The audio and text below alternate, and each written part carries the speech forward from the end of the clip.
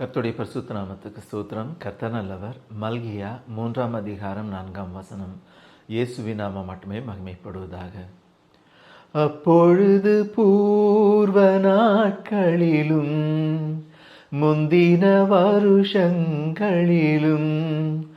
இருந்தது போல யூதாவின் காணிக்கையும் எருசலேமின் காணிக்கையும் கர்த்தருக்கு பிரியமாயிருக்கும்.